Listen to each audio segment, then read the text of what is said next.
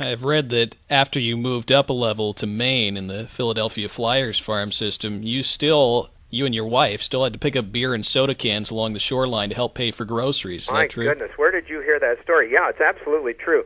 One of the most photographed lighthouses in the world is the Cape Elizabeth headlight that's located just outside of Portland, right on the harbor.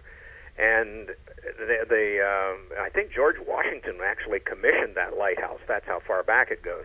Well, one thing that happened, the age for consumption of certain beverages in Maine was 21. And there were somehow or other teenagers that could get a hold of that stuff. But because Maine was so conservation heavy,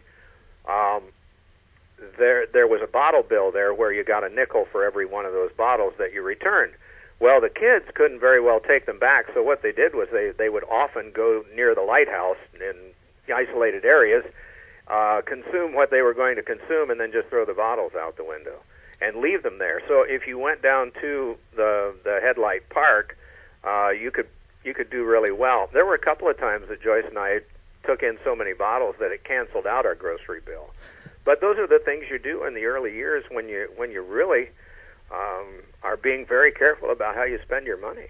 The one thing about the Flyers organization was they were very quick to reward people in their organization. And Bob McCammon came there as coach, and we won the championship the first 2 years in the team's existence. So you create an expansion team, and all they do is win the regular season and the playoff title 2 years in a row.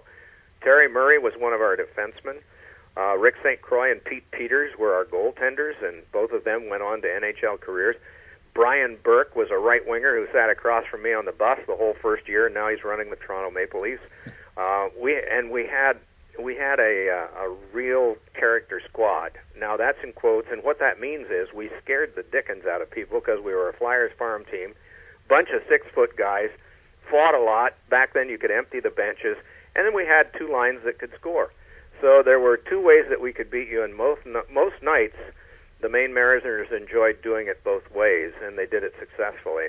So the times of turning in bottles changed after the first year or two, and the Flyers were very quick to reward all the personnel that they felt had helped them, and fortunately for me, they considered me one of them.